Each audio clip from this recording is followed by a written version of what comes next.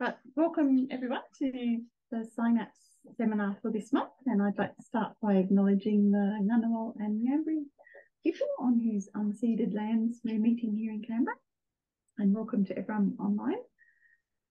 So it's a real pleasure to have Chris and not present, but here, I guess in spirit, collaborators on this project that they're working on Kuwae in Vanuatu. And Chris, as many of you know, is a historian and a human geographer and archaeologist and anthropologist, all manner of things.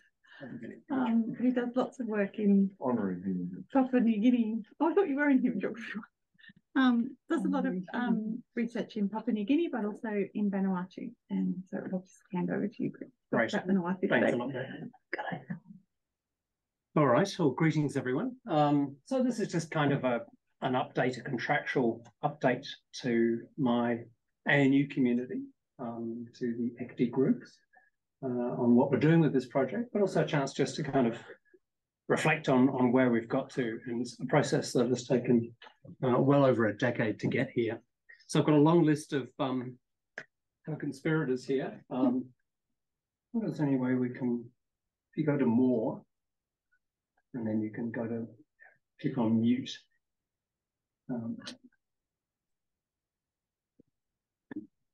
Sorry, mute you.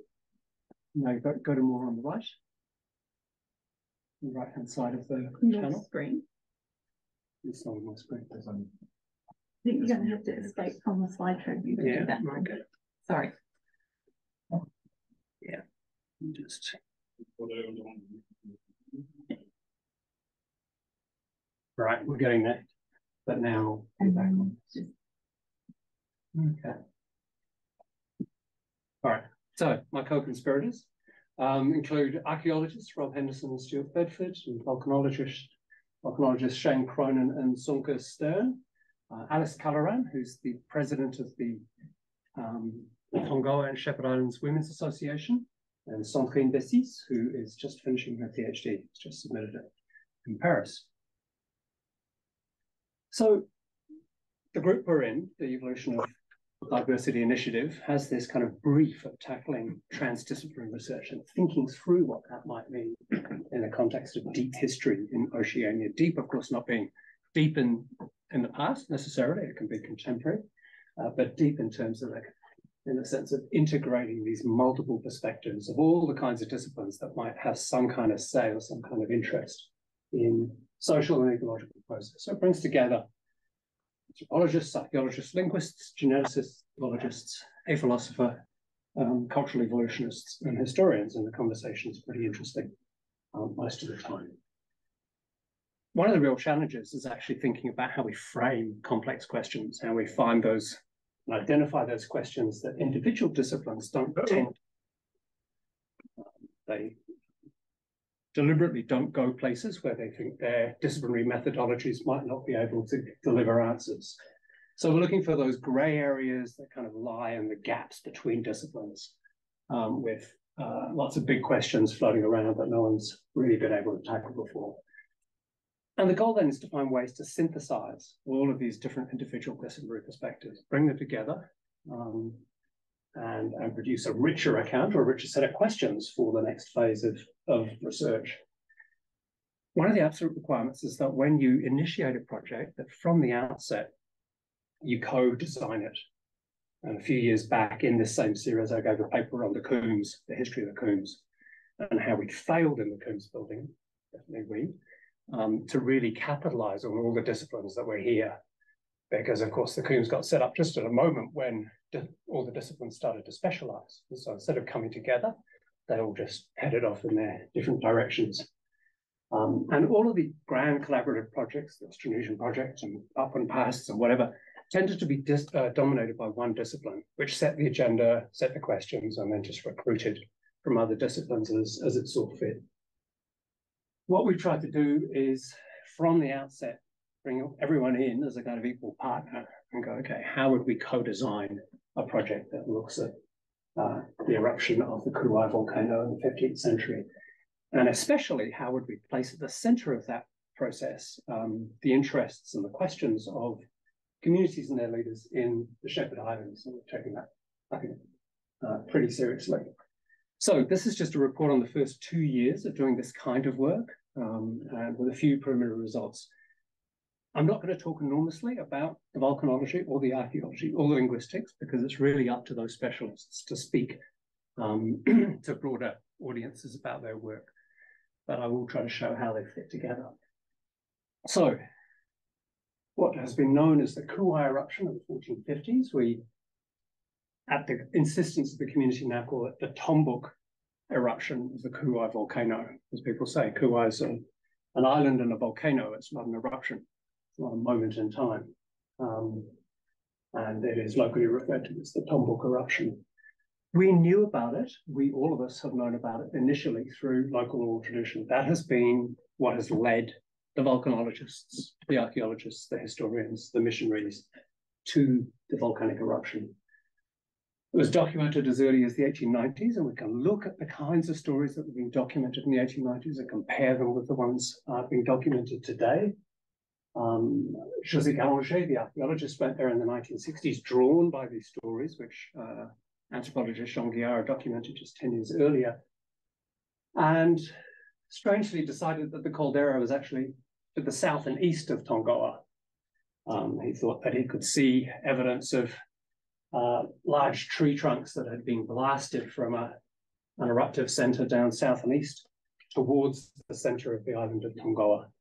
And on that basis, and I think a misreading or a mishearing of local oral tradition, decided that that was where the eruptive center was. He was followed in the 1990s by a team from Ostom, Monsier, and others. And they, we think, correctly identified the eruptive center, in fact, as lying between Epi and Tongawa, which is exactly what the oral traditions say.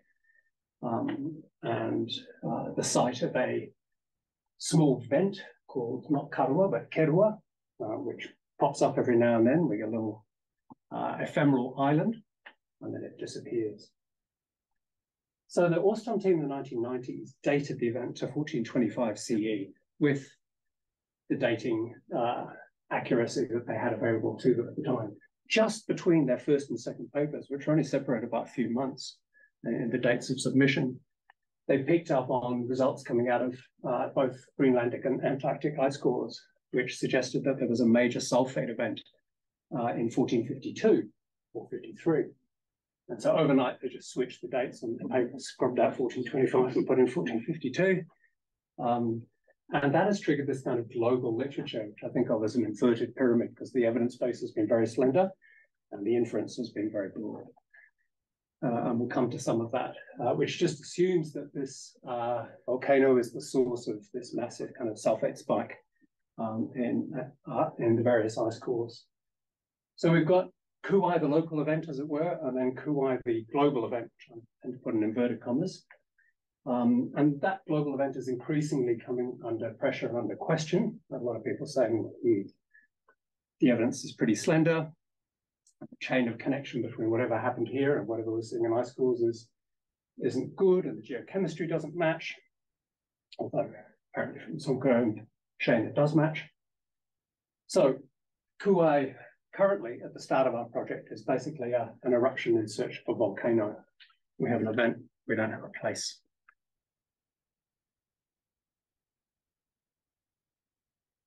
Okay.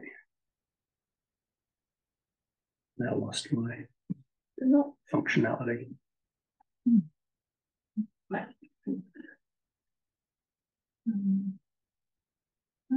The mount's gone as well.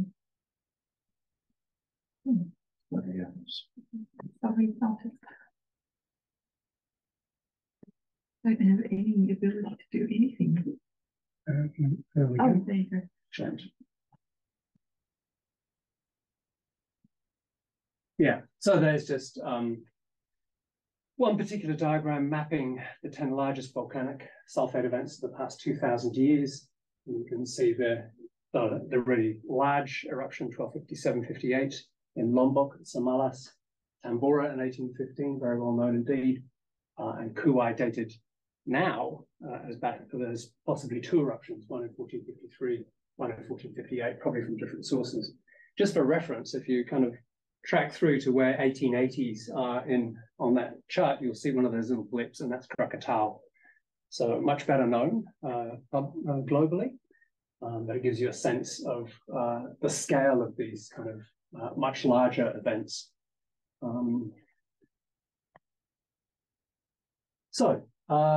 Again, we're very much inspired by these local oral traditions and by this history of research, and we've been tracking down as many people involved in that and their diaries and their notebooks to try and work out what they thought they were doing. And people like Alice Kaloran and Abet Marias from Tonga have been central in shaping the way that we think about this eruption and the kinds of questions that we ask about it. So it's had a long gestation. We had preliminary field visits in 2010 and 2017, finally a successful ARCDP in the 2019 round. Packed our bags in March 2020 to go, and of course COVID struck. So for 2 years we didn't do anything. We pulled our heels, used the time to do an awful lot more background research. Field seasons really started in September last year. And the goal of these field seasons has been at least to start with everybody on the ground, talking to each other, being engaged in each other's work, everybody digging, everybody looking at volcanic profiles, and some people being involved in the oral historical work as well. So just to get a sense of what the limitations and strengths of each of these different lines of evidence is. And the goal was to keep those lines of evidence as distinct as possible, and to quite deliberately kind of probe and interrogate the kinds of evidence that we were hearing from each other, gently but rigorously, and to pose questions for each other. So there we are heading off for the Shepherd Islands. You can see MI on the left, and right where that line in the screen bisects the image is Tonga in the distance. We're passing through Matassa and Makura. To the right is Tongariki. So it's this little archipelago of islands, Epi in the distance, and Efate behind us. And your options are basically either boat or airline, a small plane. There are very few decent anchorages. Mostly you get pretty wet landing on Tonga, and even wetter landing on any of the other islands. They're all still heavily cliffed and heavily degraded by this 500-year-old eruption, we presume. So the oral traditions, I'll talk a little bit about these because it's my thing. Obviously, oral traditions are not a source of absolute chronologies. You can't go to them and get a date. And Russell Blom, who's here with us, will know that better than anyone. But they're quite precise about things like sequence and priority, and about orientation and direction, where people have come from, what order things happened, which chief landed first, followed by which chief. That's the stuff you need to know. And so as a narrative of sequence, oral tradition, particularly where it's a living oral tradition, can be quite powerful. The value of working with living oral traditions, that you've got multiple narrators rather than little snippets from, an old man of the 1880s sort of thing, where you've got a single statement, is that you get different versions of events. You can work between them. You can interrogate both the different narratives and their narrators, who will often elaborate on them and give you more detail. And they're embedded in a whole host of other narratives and other practices and other kinds of proof. Okay, so they don't come to you as texts. They come as living documents, if you like. So Tongans are unusual. This is the exceptional fortune of the Kuwae Project, is that we have both a massive eruption and an exceptional community that has, if you like, an obsession with priority and sequence and history. And so they've got very long histories of settlement, which we may or may not want to date back about 1,000 years, 50 to 52 generation genealogies that start with Māori-style canoe traditions. So people arriving by boats in very specific locations in canoes and dividing out the land and establishing themselves in a hierarchy, a nested hierarchy of chiefly titles. That history on the island of what is then Kuwae is disrupted, obviously, in the mid-15th century by the eruption. There's two main stories about that I'll get back to. And then the survivors who fled to other islands resettle the remnant islands, including Tonga. And so there's kind of a second wave of canoe traditions, and people will talk about using a mixture of English and Bismarck, the first coming and the second coming. And they'll distinguish between the two canoes, the different names for the canoes, and who was in them. And then there's a whole host of stories about the impacts of Christianity and colonialism and labour in Queensland. And they're all relevant. So David Luders, who's a historian based in Efate, has worked for a long time with Tongoan communities and other central Vanuatu communities, and published a paper that didn't get much press at the time, but we think is pretty accurate. And that he thinks what's being described is arrival from Western Polynesia, the source unknown, of a large number of canoes. We don't know if they will arrive at the same time or not, but they do seem to arrive somewhere near Tanna, move up through Erromango, and then on to Efate. And it's only after a period on Efate that they then move up to Kuwae. And all of the senior paramount chiefs in this massive regional hierarchy all end up on Kuwae. He argues as well that there's actually a circular trade that goes on until the volcanic eruption. It's not just a one-way movement that has no circularity about it. So he thinks, in fact, that kaba is distributed to Fiji and to Western Polynesia through this circular movement of this large, and it is a large migration if all of the different chiefly histories are taken seriously. So as I said, this is a community that's supremely interested in history. There are both traditional stelae, these lines of small plinths set up on sacred sites, often in a serpentine line, and each of them representing a holder of a particular chiefly title. And senior men will move along and tap the stones with a stick and call out the individual holders as they move along the line. Oscar Michelson, the first Presbyterian missionary, latched onto this very early on and said, you know, let's work with stone and prestige, because it's obviously how this place works, and set up a whole bunch of concrete and marble stelae for Christian chiefs. So the two stories that everyone knows about the eruption, and we've got about 70 different versions documented in 2 languages. They're quite formalized in terms of transmission and the narrative structure, and formally involved trained songmasters who were trained as children, a whole bunch of verbal mnemonics, so particularly embedded songs within the narratives, and both public and private performances of the stories, which can vary as well. So the first story is, why did the eruption happen? And the second story is, what did it do to the political landscape? First one is about a young man called Tombuk Eruption, who is tricked into sleeping with his mum in the dark. And he's so outraged that he gets up and goes to his uncle at the volcanic island of Lopevi. He gives him a lizard, he brings that back, buries it in the soil, and then inflates 6 bladders, pig's bladders, and goes up a tree and bursts each of them in succession. And each time he bursts a bladder, the ground trembles. And when he bursts the last one, he dies. This massive eruption just engulfs the island and splits Kuwae into Epi and Tongoa. Now, there are lots of individual chiefly stories that kind of hang off that, how we escaped and how certain others didn't, or how a son escaped and his father, the then chief, didn't. And some of them are caught by the tsunami that follows. The last boats off Kuwae get swamped by this tsunami that comes out afterwards.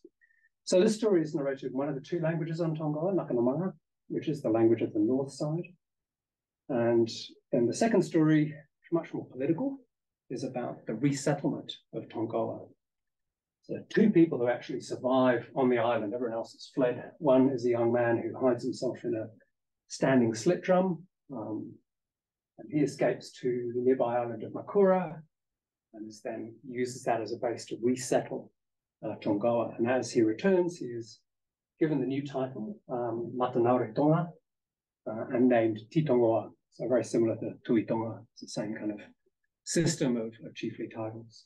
Everyone's an ariki or mahariki.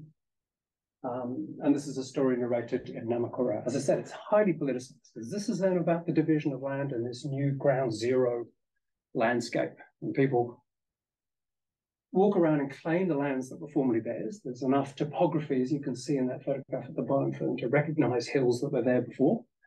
But obviously this vast area of land has also disappeared in the center. What's fascinating is that even today, if you go to a 3-day moot or court over land, most of the discussion will be about Kuwae. Where were you when the eruption happened? I was down there at the beach, you were up there on the hill, and most of your land slid into the sea. This goes on and on and on. So, terribly important for living politics and for resources like land and chiefly titles. So, the variations that you get, particularly in the second story, people quibble about who actually landed first and who was whose nephew, niece, or whatever. Don't threaten the overall story for anyone. Everyone accepts broadly what happened, but they will quibble about the consequences and the implications for today. What keeps the story alive are things like the continued eruption of the vent at Kuwae. There it is, blowing off in 1897, top right, photographed by Oscar Nicholson. As I said, the ongoing importance for debates about land and chiefly titles of the eruption and its impact and consequences. And then this vast galaxy of material proofs. The crater itself is a kind of proof. People have fragments of the canoes that they returned to Tongawa on, they've kept for 500 years. There are lots of them. I still think there were other like fragments of the True Cross. They're all kind of named and logged, as it were. Buried settlements. So if you walk along the cliffs on the foreshore, you can find this kind of Pompeii-style layer of charred settlement. There's pottery, there's bone, there's all sorts of things coming out, stone, from these settlements, and people who dig deep enough will find this material. Then there are a lot of the materials that attach to the initial recolonization, chiefly stones and graves, and then the whole kind of matrix of living people, which is considered a proof in itself. We all came from somewhere, and this is our story of where we came from. And that's a kind of proof of the story. So it's interesting that these oral traditions encompass the eruption both temporally and spatially. They extend a long time before it. And in fact, the eruption's only 22, 23 generations back in these 50 to 52 generation paramount chiefly histories. So it's considered to be yesterday. And also spatially, because it encompasses much more than just the area of shepherds. There are implications and ramifications for neighboring island groups. They're living traditions, as I've said, so they continue to integrate new materials, drag in the archaeology wherever they need to. Things like Bible stories, so the canoe traditions have all extended beyond Tanna now and take you back to the Red Sea in Palestine. And that's a post-Queensland tradition. When the eruption happens, so this story, the first story that talks about these precursor earthquakes, is identified by people as the cause for their flight. And they describe a meeting of senior chiefs down at the beach in the area that erupted, and a decision by most of them to send most of their community south to Efate. We do know that a small number of people fled north to Umbrim as well, but people came down and stayed at settlements that their ancestors had previously had connections with when they passed through Efate, particularly chiefly ties, strategy that John Campbell describes for the Banks Islands in relation to cyclones for the 20th century.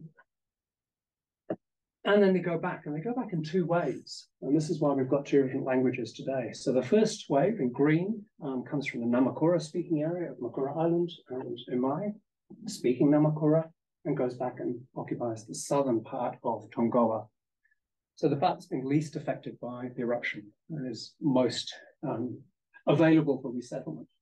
It takes a long time for that northern rim close to the crater to be habitable again. And people talk about chiefs going back 3 times, and the first time they see soil, and the second time they see plants, and the third time there's trees, and so they go back and settle. So there's a lovely description of recolonization by plant and animal species, recolonization then by humans. But the people who recolonize that northern half have been 2, maybe 3 generations down in North Efate. By the time they go back, they're speaking Namanga, which is the language of North Efate. So we have this interesting situation where these 2 totally intermarried communities with common histories, completely identical social practices and cultural practices, speak 2 completely different languages. And that's just one of these beautiful, it's a washboard or a canoe straight from one of the named canoes that took people back to Tongawa in whatever, late 1400s. So just a sense of what Tongawa looks like today, and this lovely curved cliff that you can see closest to us is the crater wall. And we're in a helicopter over the crater with Epi behind us. And you can see in the distance the larger island of Tongariki and then the smaller one to the right of Buninga. People claim that Tongawa was actually linked to Tongariki, but never to Buninga, and that during the eruption there were just massive, both earthquakes and earth slides, and a lot of those land bridges simply disappeared. And that's the view again of the archipelago with Tongawa top right, Epi behind it, and this social world into which people first diffused after the eruption and then recolonized Tongawa. And it's quite remarkable chains of connection between these chiefly tidal hierarchies that extend over all the islands. So in terms of linguistics, Centre Indécis, following on from work done by Ross Clark and Jean-Claude Rivière, has spent, I think, most of the last 7 years recording Kuwae stories from multiple narrators on every single one of the islands of the Shepherds. She's interested in this question of linguistic recolonization, but her thesis, which is examined in about a month's time, really focuses on genre in narrative and forms of proof. How do people convince themselves that one version of a story is true and another one isn't, or isn't as true? So really directly relevant to the kinds of questions that we're interested in. And we've got a paper in the press called Material Witnesses that thinks about those kinds of questions. Now, although this isn't part of our formalized project, it's something we kind of fell upon while it was unfolding. And this is some genetic work coming out of the Pasteur Institute in Paris, who found themselves in possession of 1,200 genetic samples from living Ni Vanuatu people and used it to map a whole host of things, including Polynesianness. Now, one might well quibble about what Polynesianness is genetically, but they claim to be able to distinguish between degrees of inclusion of Polynesian genes and the darker areas, not surprisingly, actually, where the Polynesian outliers of Malay and Ephyra are marked by the very dark purple. What they're interested in is this incredible break that forms between West Epi and Tongawa. They can't explain that because there's no nice tree model that would give you a break or a separation like that. And almost certainly that's because you've got recolonization of that area from two quite different zones. So an evacuation of the area and then recolonization. But the purpleness probably does reflect the source communities for these chiefly titles on Tongawa. So the geology and the volcanology, led by Shane Cronin and Sönke from University of Auckland. Sönke's just finishing his PhD. He's given a host of papers from which I've cribbed a couple of images. But it's really up to them to describe in detail what it is that they have.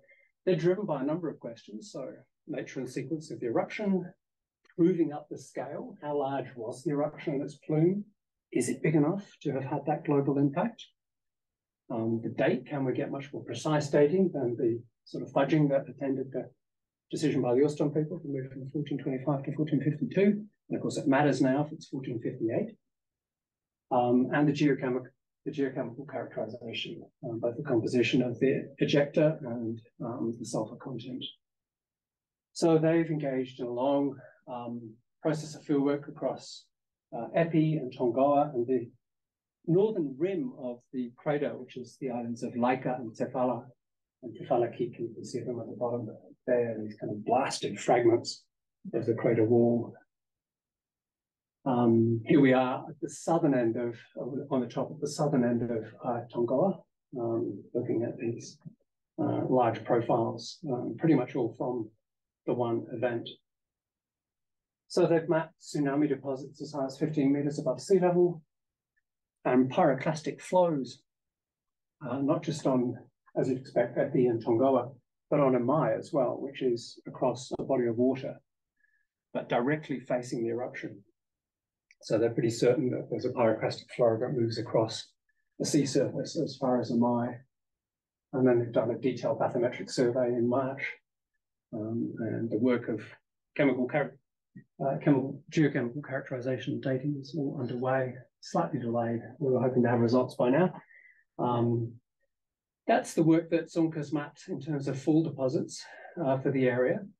So 3 meters closest to the eruption and then dropping off. And in fact, by the time you get to Afate, it's really very slender indeed. And this has been one of the charges kind of leveled against Kuwae. How can an eruption on this scale possibly have produced such shallow fall deposits? This is the bathymetric work from March. So much the best resolution we've ever had. Back in the day, in the 90s, Monsieur and his team calculated 35 cubic kilometers of ejected material, which is massive on a global comparative scale. They estimate that the caldera walls are between 450 and 750 meters high.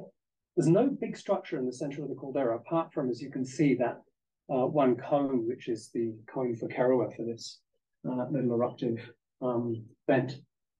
So it's likely that it was a single massive event. We don't see the kinds of concentric ridges that would lead you to think that there'd been multiple events.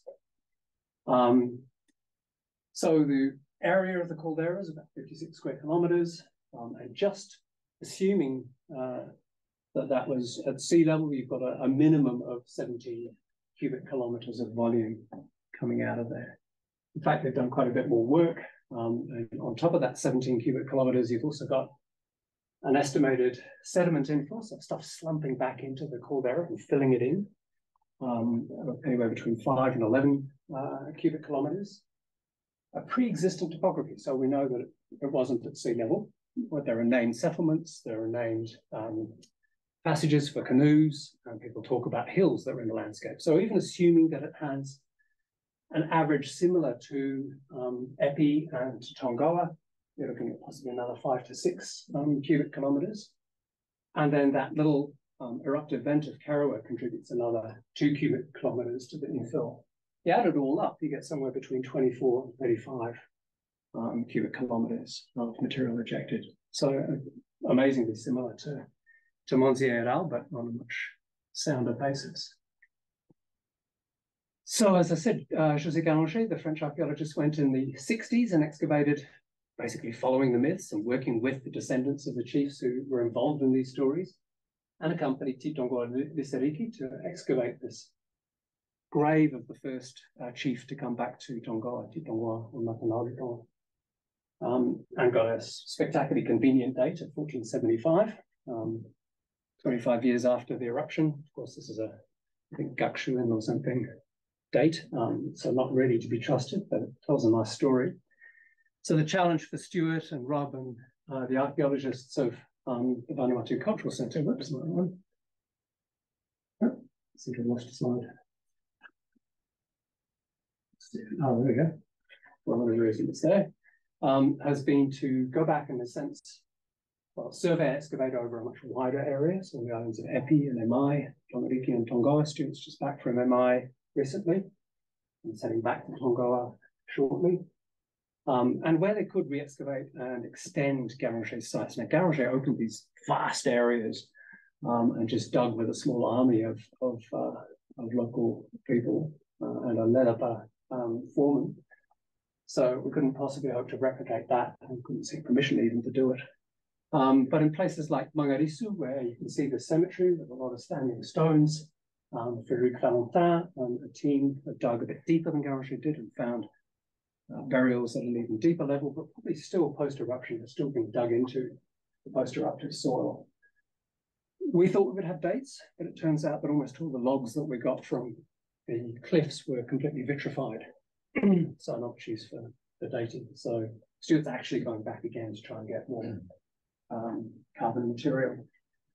And one of the other projects they picked up was excavating the Mickelson mission site at Erde. So there are a couple more phases, perhaps, of work still to come. One is ecological Kuwae. So this whole question of the both the pre-eruptive and the post-eruptive ecologies of the islands that are left to us, Tongoa and Hepi. really interested in modeling the rates and the kind of restriction and range of recolonization. There's a lot of work being done at the moment on soil regeneration in small atolls like Palmyra and the Pacific. And this is an example of a 500-year sequence of recolonization. So nice time spike and capacity go back and say, okay, this is what we get 500 years on, with obviously human intervention. So terrestrial fauna, Tonga famously has no snakes, no bees, no wasps. Interesting. It's only 10 kilometers from Epi. And certain trees and individual trees in particular are identified as being part of that early recolonization. So tree species and various other things are named specifically as part of the recolonization effort.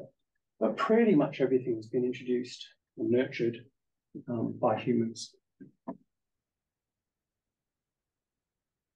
One nice little side project which I'm trying to get going with Giacomo Bernardi from Santa Cruz is to work on coral reefs. Back in the 50s, somebody pointed out that all the reefs that faced the Kuwae eruption, so between Tonga and Epi, seem to have been degraded, while those on the other side of the island seem to be much more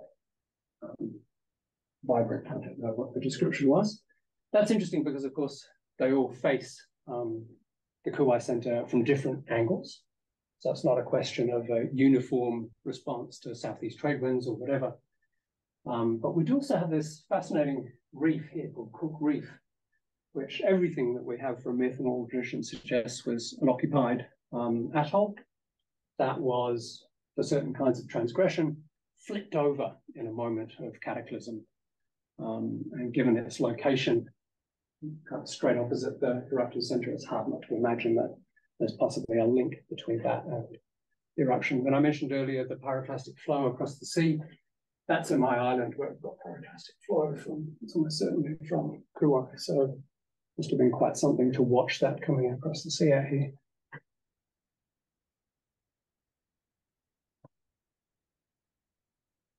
All right, and then phase 3, if you like, is global Kuwae, and this gets a bit wacky.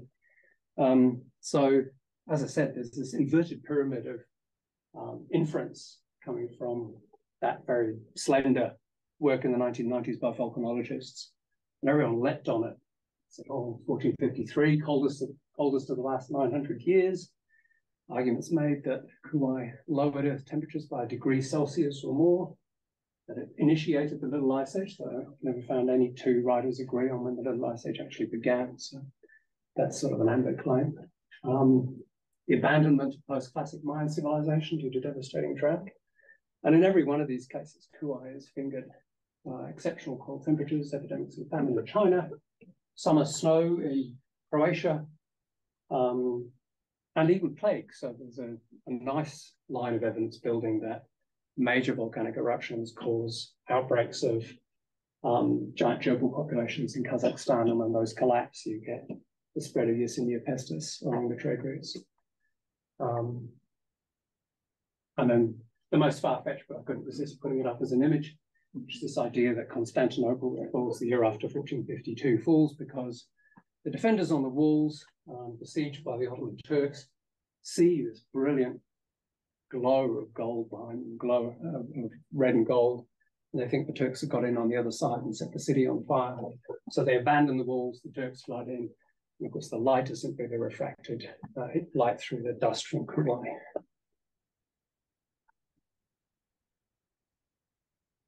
Patrick Boucheron, who's the leading medievalist in France, in the Collège de France, who's kind of in the pantheon, wrote recently, 1452 eruption of Kuwae, presents itself as a serious candidate as the most significant date in the history of the world in the 15th century. Much more in any case than the taking of Constantinople the following year as the end of the Middle Ages in Western Europe. So some big claims being made, alarmingly big, given the kind of the slenderness of the chain of connection. Anyway, the idea of that project is really to work, you can see it there, but that says Kuwae and the centers of documentation for the mid-15th century, is to seek to work with colleagues in whatever the major centers of documentation in the mid-15th century. At the moment, the only ones I can think of are Western Europe, China, and Mexico, but it's quite possible that South Asia and the Pacific littoral of South America can be included in that too.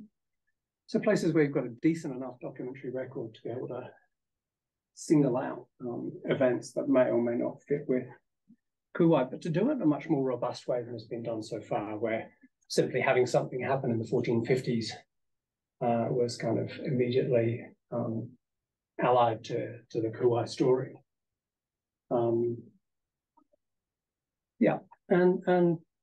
the story in itself, the story, I think, grounds itself beautifully in a Pacific in which Magellan has not yet appeared, 50 years before the appearance of Europeans, but it's potentially a global narrative in which stories from Vanuatu play this absolutely anchoring role.